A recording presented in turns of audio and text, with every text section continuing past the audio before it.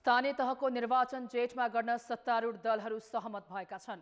कान्तिपुर समाचारमा आज मुख्य दलहरूको गठबन्धन मोह, मुलुकका 50 स्थानमा नयाँ शहर बनाउने सरकारी योजना, अलपत्र र भिजिट भिजाको दुरुपयोग बढेको सम्बन्धी सामग्री, साथै सुखद खबरमा कोरोनाको घट्दो संक्रमण दर अनि अन्तर्राष्ट्रिय मैत्रीपूर्ण खेलमा अफ्रिकी मुलुक मोरिससमाथि नेपालको विजय सुरुवात लगायतका समाचार हामीसँग हुनेछन्। नमस्कार, अब मुख्य समाचार। आगामी जेठमा स्थानीय तहको निर्वाचन गर्न सत्ता गठबन्धन दलहरू सहमत। आयोगसँग परामर्श गरेर मिति तोक्न र ऐन संशोधन पनि अघि बढाउन सरकारलाई सुझाव। सरकारलाई आज बसेको उच्च स्तरीय संयन्त्रको बैठकले सुझाव दिएको कुरा म यहाँहरूलाई जानकारी गराउन चाहन्छु। ग्रामीण क्षेत्रबाट हुने बसाइसराई रोक्न प्रस्ताव गरेका 50वटा नयाँ सहरको योजना अलपत्र, इच्छा शक्ति र बजेट बाधक। शहरी विकास मन्त्री भन्छन् पैसा नै छैन। जब लगानी गरिँदैन, लगानी नभई सहर बन्छ र 56% पुगेको कोरोना संक्रमण दर 32 मा झर्यो। सामान्य अवस्थामा आउन अझै केही हप्ता लाग्ने।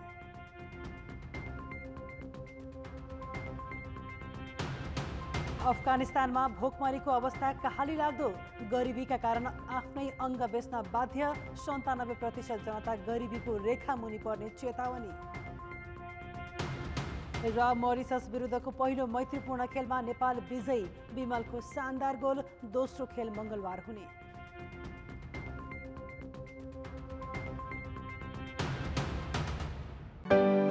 निसन्तानपन सम्बन्धी सबै उपचार hope fertility and diagnostic centre, Babarmahal, Kathmandu.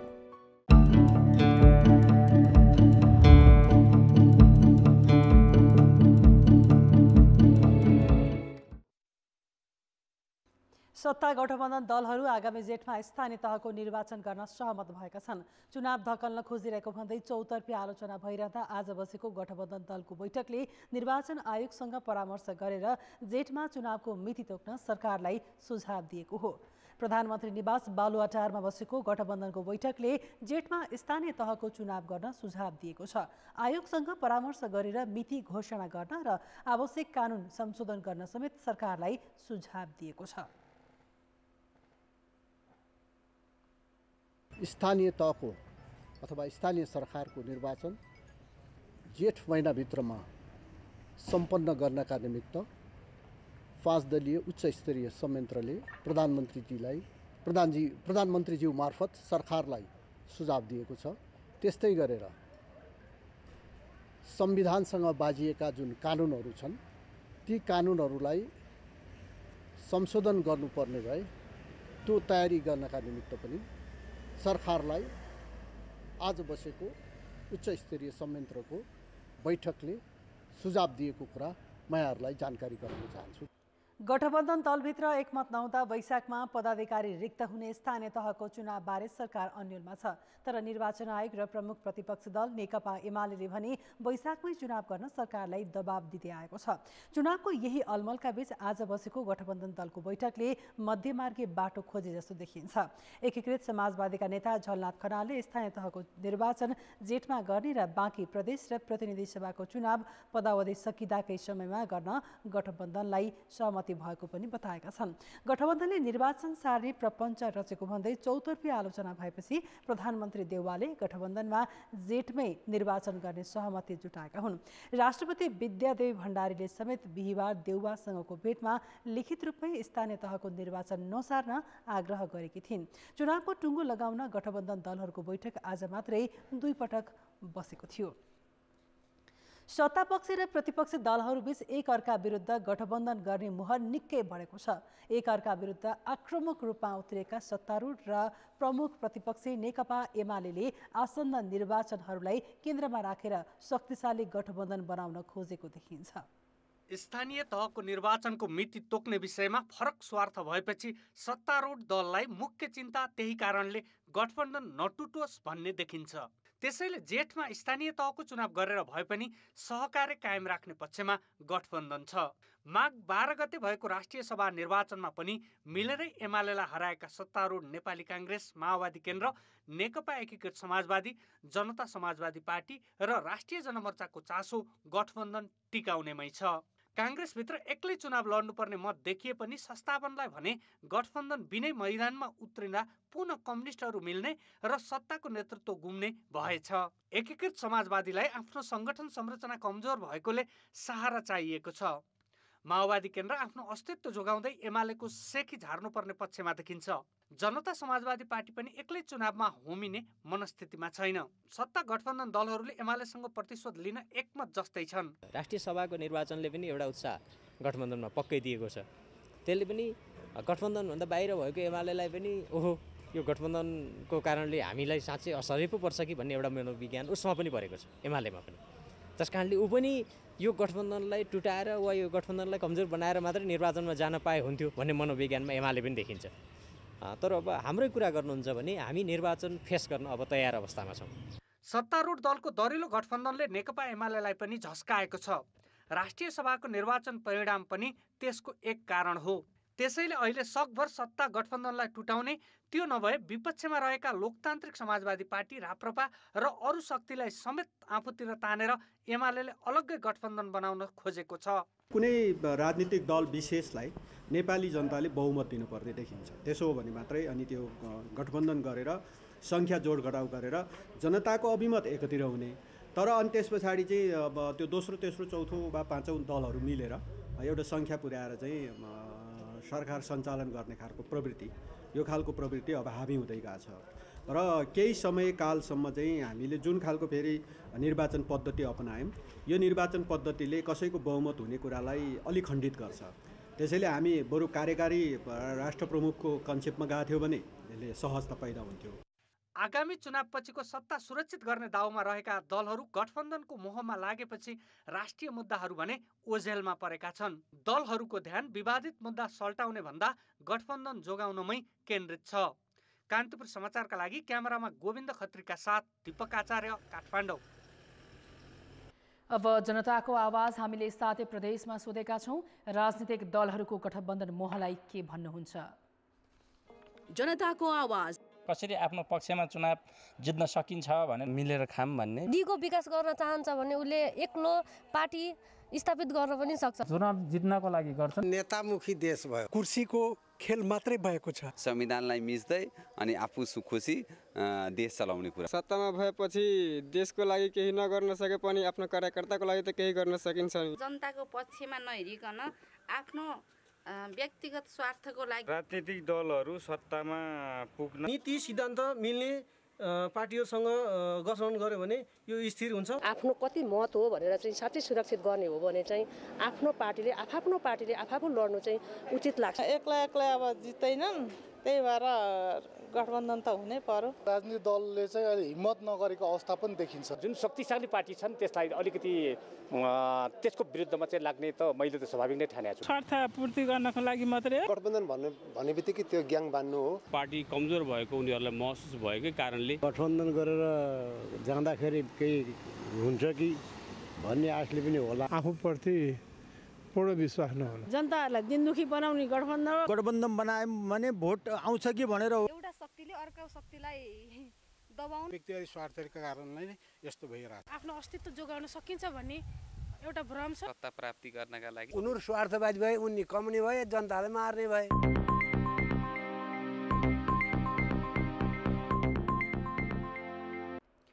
केन्द्रीय तथ्याङ्क विभागले अहिले भइरहेका शहरमा जनसङ्ख्या थुप्रिँदै गएको तथ्याङ्क सार्वजनिक गरे पनि नयाँ शहर विकासको योजना कछुवा गतिमा छ।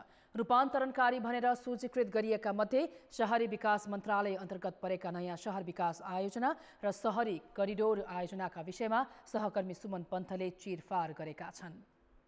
आर्थिक वर्ष 2064-65 सुरु भएको मध्य पहाडी लोकमार्गको निर्माणकै क्रममा सडक किनारमै बस्तीको आकर्षण देखिएपछि 10 वर्ष अघि सरकारले बजेट मार्फत नै 10 वटा नयाँ सहर बनाउने घोषणा गरेको थियो। 5 थरको फिदिमदेखि कर्णालीको राकमसम्म गरी सुरुमा 10 वटा सहर बनाउने भनियो। अहिले 50 वटा सहरलाई नयाँ बनाउने योजना पुगिसकेको छ। नयाँ सहरमा न्यूनतम पूर्वाधार निर्माण गर्ने बताइए पनि अहिलेसम्म कहीँ कतै देखिने गरी काम भएको छैन। कार्यान्वयनमा नगएकाको त त्यो रोस्टरमा मात्रै नाम भयो। 27 वटाको हालत के छ भने 2 अर्ब पैसा छ, 27 वटा सहर छ। अनि लगानीको अनुपात हेर्नुहोस् न, 2 अर्ब पैसालाई 200 करोड पैसा 27 वटा नगरपालिकामा बाँड्दा कति पैसा हुन्छ? अनि जब लगानी गरिँदैन, लगानी नभई सहर बन्छ र। नयाँ सहरका नाममा करिब 10 अर्ब रुपियाँ खर्च भइसकेको छ। ग्रामीण क्षेत्रबाट ठूला सहरमा हुने बसाइसराई कम गरी सुविधा सम्पन्न साना तथा मझौला सहर विकास गर्ने उद्देश्यले सुरु गरिएका आयोजना कागजमै सीमित छन्। पूर्व तयारी नगरी हचुवाका भरमा घोषणा भएका त्यस्ता आयोजनामा वर्षेनी करोडौं रुपियाँ खन्याइएको छ। ती आयोजना कहिले सम्पन्न हुन्छन् र नागरिकले सहज लाभ लिन सक्छन् भन्ने लेखाजोखा समेत छैन। र यी समस्याहरू दशकौँदेखि छलफल भएको छ। राष्ट्रिय योजना आयोगमा पनि छलफल हुन्छ, मन्त्रालयमा पनि छलफल हुन्छ, तर अन्तिममा गएर माननीय प्रधानमन्त्रीले मन्त्रीलाई निर्देशन दिनुहुन्छ, मन्त्रीले विभागीय सचिवलाई दिनुहुन्छ, सचिवले विभागीय प्रमुखलाई निर्देशन दिनुहुन्छ र विभागीय प्रमुखलाई निर्माण व्यवसायलाई बोलाएर ल चाँडै काम गर्नुपर्यो भन्नुहुन्छ। तर त्यसभित्र लुकेका जुन समस्या छन् त्यो पटक पटक राष्ट्रिय योजना आयोगले ती समस्याहरूको पहिचान गरेको छ। ती समस्याहरूलाई सम्बोधन गर्नलाई कुनै पनि नेतृत्वलाई भोक जागेन। नयाँ सहरको विकास मात्र होइन, रूपान्तरणकारी आयोजनाका रूपमा 2 वर्ष अघि घोषणा गरिएको ठूला सहरी करिडोर निर्माणको पूर्व तयारी पनि निकै कमजोर छ। सरकारले करिडोरका प्रमुख सहरबाट 1 घण्टाभित्रका यातायात दूरीमा रहेका भौगोलिक क्षेत्र र त्यसभित्रका सहरी केन्द्र एकीकृत गरी कृषि, उद्योग र सेवाको हब बनाउने घोषणा गरेको थियो, जसमा विराटनगर, धरान, इनरुवा, दमक, पश्चिममा बुटोल, भैरवा, लुम्बिनी, कपिलवस्तुदेखि केन्द्रीय सहरी करिडोरमा वीरगञ्ज, हेटौडा, जनकपुर, बर्दिवाससम्म समेटिएको छ। तर त्यस्ता आयोजना अघि बढाउने पूर्व तयारी भने कमजोर छ। आयोजनालाई रूपान्तरणकारी घोषणा गर्ने, बजेट पनि खर्च गर्ने, तर त्यसबाट लाभ लिनै नसक्ने अवस्था सिर्जना हुनुले न त जनताको सामाजिक अवस्थामा सुधार आउँछ न त मुलुकको भौतिक विकास नै हुन्छ। कान्तिपुर समाचारका लागि जिल्ला संवाददाताहरूको सहयोगमा क्यामेरामा राजेन्द्र महर्जनका साथ सुमन पन्थ, काठमाडौँ। निसन्तानपन सम्बन्धी सबै उपचार hope fertility and diagnostic centre, Babarmahal, Kathmandu. नेपालमा कोभिडका 3318 जना संक्रमित थपिएका छन् भने आज कुल संक्रमित भन्दा निको हुने बढी देखिएका छन्। पीसीआर र एन्टिजेन परीक्षण गर्दा 49,104 जनामा संक्रमण देखिएकोमा 59,123 जना संक्रमण मुक्त भएका हुन्। 10,101 जनाको पीसीआर परीक्षण गर्दा 32.8% संक्रमण पुष्टि भएको छ। यसैगरी 4461 जनाको एन्टिजेन परीक्षण गर्दा 1586 जनामा संक्रमण देखिएको छ। काठमाडौँ उपत्यकामा मात्र 1820 जनामा संक्रमण पुष्टि भएको छ। यसैगरी कैलालीमा 120, काभ्रेपलाञ्चोकमा 116, कास्कीमा 115 संक्रमित थपिएका हुन्। अहिले देशैभर आइसियुमा 286 र भेन्टिलेटरमा 47 जनाको उपचार भइरहेको छ। संक्रमणका कारण 24 घण्टामा 6 जनाले ज्यान गुमाएका छन्। अहिले देशैभर सक्रिय संक्रमितको संख्या 87,329 रहेको छ।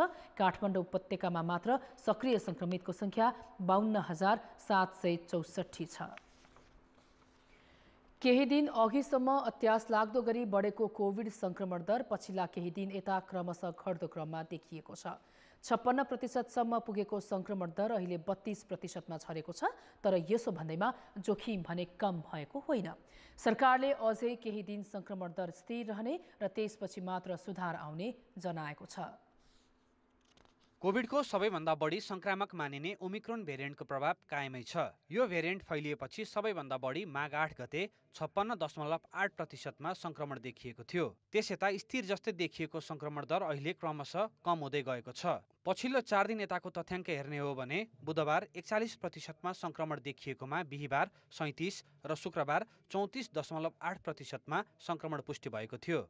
अझ शनिबार त 32.8%मा झरेको छ। संक्रमण दर अझै केही दिन स्थिर देखिने र त्यसपछि मात्र क्रमशः घट्दै जाने आकलन सरकारको छ। अहिले केही समय यही दरमा रहने, किनभने पिकबाट सट्ट घट्ने भन्दा पनि पिक पुग्न अलिकति हामीले लेट गऱ्यौँ, किनभने आवागमनमा अलिकति रेस्ट्रिक्ट भयो, केही निषेधहरू गरिए, केही कमी भयो, यो मान्छेहरूको मुभमेन्टहरू, आवागमनहरू थोरै कमी भयो। यसले गर्दा केही पर हामी पिकमा यही दरमा रहने सम्भावना बढी छ। केही समय भनेको अबको 4-5 दिन, 1 हप्ता जस्तै यही रेटमा रहेर बिस्तारै कम हुँदै जानु पर्ने देखिन्छ। विज्ञहरूले संक्रमण दर कम हुँदै जानुलाई सकारात्मक भनेका छन्। पछिल्ला केही दिनको तथ्याङ्क हेर्दा र अबको केही दिनसम्म यसैगरी कम हुँदै गएमा 3-4 हप्तामा जनजीवन सामान्य हुन सक्ने उनीहरू बताउँछन्। तर यसो भन्दैमा कोभिडको जोखिम नै नहुने भन्ने चाहिँ हुँदैन। आउने दिनहरूमा पनि यदि यो कम हुने क्रम जारी रह्यो भने 3-4 हप्ताभित्रमा जनजीवन धेरै सामान्य हुन सक्ने अनुमान गर्न सक्दछौँ। यो भन्दैमा फेरि कोभिड सङ्क्रमणबाट बच्नको लागि जुन सुरक्षाका प्रावधानहरू अपनाउनु पर्ने त्यो कुराहरूमा हामीले हेल्थ चेक भने गर्नुहुन्न। कोभिड सङ्क्रमण दर केही कम देखिए पनि गम्भीर समस्या देखिएर अस्पताल भर्ना हुनेहरू अझै छन्। त्यसैले यो अवस्थामा सबैले स्वास्थ्य मापदण्डको पालना गर्न भने छाड्नु हुँदैन। कान्तिपुर समाचारका लागि क्यामेरामा विनोद गोजुका साथ कृपाल गौतम, काठमाडौँ। वैदेशिक रोजगारी र श्रमिकको सुरक्षाका विषयमा पटक पटक प्रश्न उठ्दै आएका छन्। विशेष गरेर खाडी मुलुकमा श्रमिकका रूपमा जाने नेपालीका विषयमा स्पष्ट नीति नहुँदा विदेश पुगेर अलपत्र पर्नेहरूको सकस्त छ नै। त्यसबाहेक फेरि भ्रमण भिसामा जाने र उतै अवैध भएर बस्नेहरूको समस्या थप पेचिलो बन्दै गएको छ। विदेश भ्रमणमा जान पाउनु नागरिकको नैसर्गिक अधिकार नै हो, तर अहिले गृह मन्त्रालयले भ्रमण भिसामा खाडी मुलुक जानेहरूमाथि कडाई गर्ने तयारी गरेको छ। कामको प्रलोभन देखाएर भिजिट भिसामा लैजाने र उतै अलपत्र हुने क्रम बढेपछि गृहले सक्रियता देखाएको हो। भिजिट भिसामा जाने मापदण्ड बनाउन सरकारले गृह, पर्यटन, श्रम तथा परराष्ट्र मन्त्रालयको एकीकृत अध्ययन टोली गठन गरेको छ। टोलीले भिजिट भिसा लिएर मलेसियासहित खाडी मुलुक जान पाउने मापदण्ड सिफारिस गर्नेछ। मापदण्ड विपरीत पठाएर अलपत्र पार्न खोज्नेहरूको बैंक खाता रोक्नेदेखि अध्यागमन कर्मचारीको टिम नै परिवर्तन गर्ने गृहको तयारी छ। पैसा जम्मा गर भन्ने कुरो पनि छ अरे भन्ने सुनिएको छ। त्यस्ता किसिमका खाताहरू बन्द गरिदिन भनेर हामीले नेपाल राष्ट्र ब्याङ्कलाई अनुरोध पनि गरेका छौँ। त्यहाँ जुन कम्प्लेन आउँछ त्यो कम्प्लेनले खाता हामी रोका गर्न पनि लगाइदिन्छौँ। त्यसले गर्दाखेरि यसलाई हामीले एउटा सेपिङ गर्छौँ कि भन्ने प्रयास गरेका छौँ। अध्यागमनमा पनि त्यहाँ तालिम प्राप्त जनशक्ति पठाउने, अहिले केही तालिम प्राप्त हुनुहुन्छ, केही अप्राप्त पनि हुनुहुन्छ र अब हामीलाई जहाँसम्म लाग्छ अहिले लोकसेवा आयोगबाट नयाँ क्यान्डिडेटहरू शाखा अधिकृतहरू आउँदै हुनुहुन्छ। सम्भव भएसम्म हामी उहाँलाई हटाउने प्रयासमा हुन्छौँ। यसअघि कामको प्रलोभनमा भिजिट भिसामा दैनिक 700 जनासम्म खाडी मुलुक जाने गरेका थिए। संयुक्त अरब इमिरेट्समा पुगेर अलपत्र परेको समाचार आउन थालेपछि अहिले अध्यागमनमा त्यस्ता व्यक्तिलाई रोकिएको छ। भिजिट भिसामा दुबई जान लागेकाहरूको जाँच गर्न भन्दै विमानस्थलमै मार्शल समेत राखिएको छ। तर पैसा लिएर विदेश पठाउने को हुन् भन्नेसम्म सरकारी संयन्त्रले अनुसन्धान गर्न सकिरहेको छैन। कहीँ घुम्न जाने अधिकार त आम नागरिकको अधिकार हो, तर भित्र रूपमा एउटा उद्देश्य राखेर मानिसहरूसँग ठुलो रकम असुल उपर गरेर जसरी ती व्यक्तिहरूलाई ती देशहरूमा लगेर अल्पत्र पारिएको छ, ती मानिसहरूलाई चाहिँ कारबाहीको पात्र बन्नुपर्छ। सम्बन्धित देशले भिजा दिएर जान लागेको व्यक्तिलाई विमानस्थल पुगेपछि रोक्नु कति व्यवहारिक हुन्छ भन्ने प्रश्न पनि उठेको छ। हुन त स्वदेशमा रोजगार नपाएर विदेशी नै खोज्नेहरूलाई रोक्ने राज्यसँग ठोस योजना छैन। त्यही भएर वैदेशिक रोजगारका नाममा हुने ठगी पनि रोकिएको छैन। त्यसैले नियन्त्रणको बहानामा विदेश जान पाउने अधिकार हनन पनि नहुने र ठग्नेहरूमाथिको कारबाही गर्न सक्ने योजना र स्पष्ट नीति बनाउन जरुरी छ। कान्तिपुर समाचारका लागि क्यामेरामा प्रवीण गेवालीका साथमा रमेश धमला, काठमाडौँ। अब जनताको अन्तिम परिणाम। जनमतमा हिजो हाम्रो प्रश्न थियो, कृषि कर्जामा सरकारले अनुदान दिँदा पनि मुलुक किन खाद्यान्नमा परनिर्भर बन्दै गएको होला? ए, कर्जामा पहुँचवालाको हालिमुहाली, बी, कार्यविधिमै त्रुटि र सी, अनुगमनको अभाव। जनमतको अन्तिम परिणाम यस्तो छ, ए, कर्जामा पहुँचवालाको हालिमुहालीमा 68%, बी, कार्यविधिमै त्रुटिमा 18% र सी, अनुगमनको अभावमा 14% मत प्राप्त भएको छ। अब आजको प्रश्न। जनमत रोजगारीका लागि भिजिट भिसामा विदेशीहरूलाई के भन्ने? ए, बेरोजगारीको बाध्यता, बी, बिचौलिया हाबी भएर र सी, सचेतना अभाव।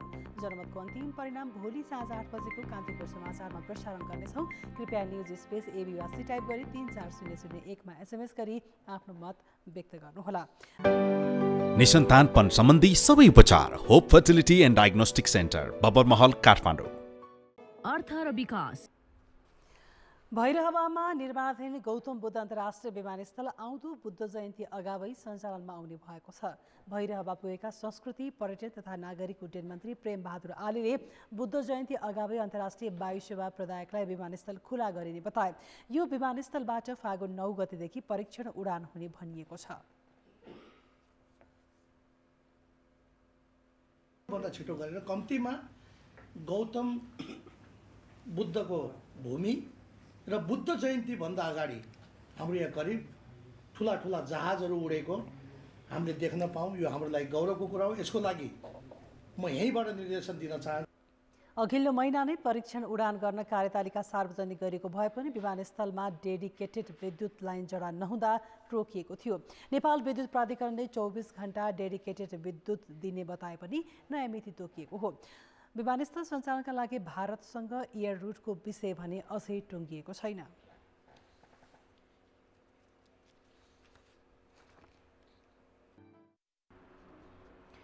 पुरातात्विक सम्पदाको संरक्षण गर्नु राज्यको दायित्व हो, तर कतिपय सम्पदा संरक्षणको अभावमा जीर्ण मात्र बनेका छैनन्, अतिक्रमणको चपेटामा पनि परेका छन्।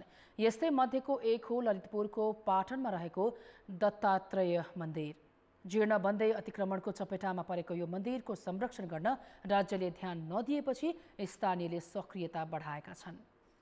ललितपुरको भीमसेनथान मन्दिरबाट पूर्व उत्तरपट्टि पर्ने बाटैमा 3 तले जीर्ण मन्दिर देखिन्छ। मन्दिरको माथिल्लो छाना खस्ने लागेको छ भने तल्लो छानोमै टाँसिने गरी पछाडिपट्टि घर बनेको छ। तुइला मठका महन्तले आगन्तुकलाई बास बस्न मिल्ने गरी बनाएको सत्तल पनि सँगै छ। झट्ट हेर्दा सामान्य लागे पनि यो प्रसिद्ध दत्तात्रेयको मन्दिर हो। पाटनमा अहिलेसम्म पत्ता लागेको यही एउटा दत्तात्रेयको मन्दिर हो, जुन अहिले अतिक्रमणको चपेटामा छ। वरिपरि जुन ढोका राखिएको छ त्यसमा घुमेर हामीले खेल्ने गर्थ्यौँ। साथसाथै यो मन्दिर अब अलिकति महत्त्वपूर्ण भएको हुनाले प्राय चोरहरू पनि आउँथ्यो र यसको टुँडालहरू प्राय जसो चोरिसकेको अवस्था छ। हेर्दाखेरि चाहिँ त्यो चाहिँ मल्लकाले नै हो त्यो, होइन? अब जुन त्यो मठमा अब पहिलाको अब तपाईँले अहिले मैले पहिला पनि किन यस्तै भन्ने कुरा मलाई पनि त्यति याद छैन। अब हामी सानो सानो छँदाखेरि त्यो मन्दिर घुम्न मिल्थ्यो। यो मन्दिर कहिले निर्माण भएको हो भन्ने यकिन छैन। विगतमा सर्वसाधारणका लागि खुल्ला रहने गरेको मन्दिर अहिले निजी सम्पत्ति जसरी राखिएको छ। महन्तका सन्ततिले निजी भनेर दावी गरे पनि संरक्षण र पुनर्निर्माण भएको छैन। तुइला मठमै रहेको विनोद विश्वेश्वर महादेव मन्दिरको अवस्था पनि उस्तै छ। 2072 सालमा भत्किएको यो मन्दिरलाई जस्ता पाताले घेरेर राखिएको छ। मठको अन्य जग्गामा ठुला ठुला भवन बनेका छन् भने सत्तलमा रहेको पार्टी व्यवसाय सञ्चालन गर्न दिइएको छ। यस्ता पुरातात्विक महत्त्वका मठ मन्दिर संरक्षणमा कानुनले के भन्छ त? यस्तो अवस्थामा गुठीको धर्मलोप भन्छ र धर्मलोप भनिसकेपछि चाहिँ के हो भने जुन परम्परादेखि चल्दै आएको कुरा यदि गरिएन भने त्यसलाई चाहिँ धर्मलोप हुन्छ र यस्ता अतिक्रमण विरुद्ध यदि मठ मन्दिरमा अतिक्रमण हुन्छ भने चाहिँ प्राचीन स्मारक संरक्षण ऐन अन्तर्गत पुरातत्व विभागले त्यस्ता मान्छेलाई जरिवाना गरेर त्यस्तो मठ मन्दिरलाई चाहिँ फेरि सबै सार्वजनिक रूपमा एक्सेस हुने गरी खोल्नुपर्छ। स्थानीयले संरक्षणको पहल गर्दै निवेदन दिएपछि पुरातत्व विभागले 2076 सालमा अध्ययन गरेर मठ अतिक्रमणमा परेको र स्वामित्व पनि प्रष्ट नभएको प्रतिवेदन तयार पारेको थियो। प्रतिवेदनले दिएका सुझाव भने हालसम्म कार्यान्वयन भएको छैन। मठ मन्दिर कहिले पनि निजी नहुने भएकाले यस्ता पुरातात्विक ऐतिहासिक सम्पदाको संरक्षणमा राज्यले बेलैमा ध्यान नदिए इतिहास नै मेटिन सक्छ। कान्तिपुर समाचारका लागि क्यामेरामा मुरारी घिम्रेका साथ सृजना बास्तोला, ललितपुर। गुफा भन्ने बित्तिकै सामान्यतया जमिन मुनिको खोक्रो भाग भन्ने बुझिन्छ। जमिन मुनि खोक्रो भएपछि माथिको धरातल कति मजबुत होला, त्यसमाथि भार हुने संरचना बनाउँदा झनै जोखिम थपिन्छ। पोखराको छोरे पाटन स्थित गुप्तेश्वर गुफा त्यस्तै जोखिममा परेको छ। उच्च जोखिम क्षेत्र किटान गरी संरचना नबनाउन विज्ञले दिएको सुझाव बेवास्ता गर्दै ठुला ठुला संरचना बनिरहँदा र गुफा जोखिममा परिसक्दा पनि पोखरा महानगरपालिका भने रमिते बनेको छ। सन् 1998 मा गरिएको भूगर्भविदको अध्ययन प्रतिवेदनले पोखराको सेती नदीको डेल, फिर्के खोला छेउछाउ, अर्मला क्षेत्र र गुप्तेश्वर गुफालाई उच्च जोखिमको क्षेत्र भनी किटान गरेको छ। प्रतिवेदनले उच्च जोखिमका क्षेत्रमा बढी भार हुने खालका संरचना निर्माण नगर्न सुझाएको थियो, तर अहिलेसम्म पनि त्यस क्षेत्रमा संरचना निर्माणको काम रोकिएको छैन।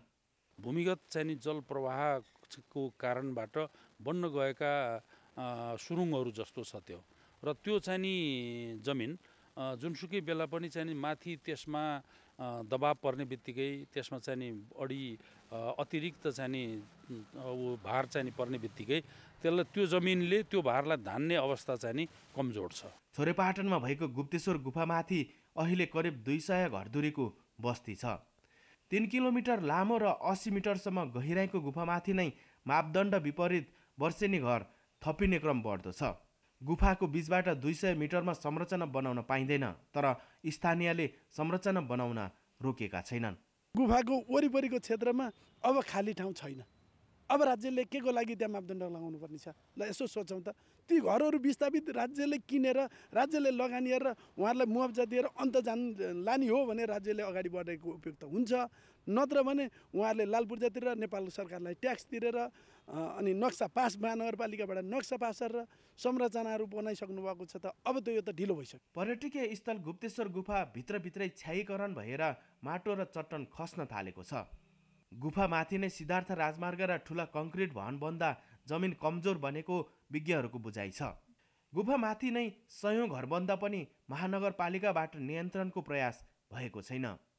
सूचना जारी गरेको छ, पब्लिकलाई अवेरनेस पनि गरेको छ र पनि उनीहरूको आफ्नो हकभोगमा बसोबास गरेका छन्। नियम सम्मत हिसाबले बसेका छैनन्, अटेर गर्छन्, यस्तै कुरा छ। भौगोलिक दृष्टिकोणबाट हेर्दा पोखरा नै उच्च जोखिमको क्षेत्र मानिन्छ। जोखिम भनेर पहिचान गरिएका बस्तीको सरकारी निकायले उचित व्यवस्थापन गर्न नसक्नु र ठुला भौतिक संरचना निर्माण गर्दै जानुले थप सङ्कट निम्ताउन खोजेको देखिन्छ।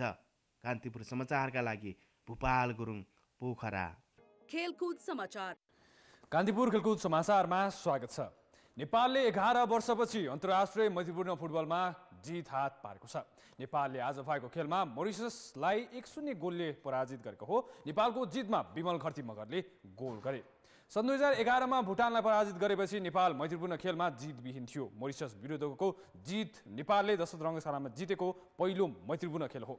यसैगरी अब्दुल्ला अलमुताइरीको प्रशिक्षणमा नेपाली टिमले हात पारेको पहिलो मैत्रीपूर्ण खेल पनि हो। मरिसस विरुद्ध सुरुवातदेखि नै दबाव बनाएको नेपालले दोस्रो मिनेटमा सुनिल बलको फ्री किक डिफ्लेक्ट हुँदै बाहिरिएपछि अग्रता बनाउने मौका गुमायो। 16औं मिनेटमा एड्रिन फोसुवाको प्रहार देवेन्द्र तामाङले ब्लक गर्दै नेपालको खतरा टाढे। 31औं मिनेटमा सुमन लामाले झन्डै 30 यार्ड टाढाबाट गरेको प्रहार गोलपोस्टको माथिबाट बाहिरियो। 36औं मिनेटमा फोसुवाको प्रहार गोलरक्षक तथा कप्तान किरण चेम्जोङले सहजै नियन्त्रणमा लिए। 45औं मिनेटमा अञ्जन विष्टले गोलको सुन्दर अवसर खेर फालेपछि नेपाल र मरिससको पहिलो हाफ गोलरहित बराबरीमा रोकियो। दोस्रो हाफमा नेपालले आक्रामक प्रदर्शन गर्यो। दोस्रो हाफको सुरुवाती 10 मिनेटपछि नेपालले खेलमा अग्रता बनायो। मरिससका डिफेन्डरबाट खोज्दै अञ्जन विष्टले उपलब्ध गराएको पासलाई विमलले गोल गरेका हुन्। राष्ट्रिय टिमका लागि उनको यो 9औं गोल हो। यसअघि विमलले सन् 2018 को साफ च्याम्पियनसिप फुटबलमा बङ्गलादेश विरुद्ध गोल गरेका थिए। विमलको गोलपछि पनि खेलमा आक्रमण जारी राखेको नेपालले 77औं मिनेटमा मौका बनाए पनि सफल हुन सकेन। जगदीप श्रेष्ठको फ्री किकलाई अञ्जनले हेडर मार्फत गोलको दिशा दिन खोजे पनि पोस्ट बाधक बन्यो। लगतै अञ्जनले दुई डिफेन्डरलाई बिट गर्दै गरेको प्रहार क्रसबारमा लाग्दै फर्कियो भने सोही बललाई जगजितले गरेको प्रहार विफल हुँदा नेपालले अग्रतालाई दोब्बर बनाउने मौका गुमायो। मरिसस र नेपाल बीचको दोस्रो खेल मङ्गलबार हुनेछ। एपीएफ क्लबले पहिलो पटक आहारा र गोल्ड कपको उपाधि जितेको छ। 14 वर्षपछि प्रतियोगिताको फाइनलमा स्थान बनाएको एपीएफले उपाधि जित्न मनाङ मर्स्याङ्दी क्लबलाई टाई ब्रेकरमा 5-4 गोलले पराजित गरेको हो। पोखरा रङ्गशालामा 20औं मिनेटमा युवराज खड्काको गोलमा एपीएफले अग्रता बनायो। मनाङका रूपेश केसी र प्रवेश दनवार बीच भएको तालमेल अभावको फाइदा उठाउँदै खड्काले सेकेन्ड बारमा गरेको प्रहार गोलमा परिणत भयो। 67औं मिनेटमा मनाङ खेलमा फर्कियो। कप्तान विमल राणाले दिएको क्रसलाई अनमाक दयानन्द सिंहले हेड मार्फत गोल गर्दै खेल 1-1 को स्थितिमा ल्याए। 84औं मिनेटमा मनाङका फ्राङ्कलिन कोइटेले गोल गरेपछि मनाङले 2-1 को अग्रता बनायो। तर इन्जुरी समयको पहिलो मिनेटमा रवि थिङले हेडर गोल गरेपछि पुनः एपीएफलाई खेलमा फर्काएपछि खेल अतिरिक्त समयमा धकिलियो। अतिरिक्त 30 मिनेटमा दुवै टिमबाट गोल हुन सकेन र खेलको निर्णय टाई ब्रेकरमा भएको हो। टाई ब्रेकरमा एपीएफका नवीन लामा, सनी श्रेष्ठ, रवि मणिलामा र अरमान्ड बेडुमले गोल गरे। मनाङका कोइटे, दयानन्द सिंह, शिव गुरुङ र रूपेश केसीले गोल गरे। ओलाला अफिजको प्रहार गोलरक्षक युवा कुरियामाले एपीएफले पहिलो उपाधि जित्यो। APF league leader Machindra football क्लबलाई पराजित गर्दै दोस्रो पटक आहारा र गोल्ड कपको फाइनलमा प्रवेश गरेको हो। यसअघि 6औं संस्करणको फाइनलमा स्थान बनाएको एपीएफ अर्को विभागीय पुलिस क्लबसँग पराजित भएको थियो। कान्तिपुर खेलकुद समाचारहरूलाई बितिने। अब मौसम सम्बन्धी जानकारी।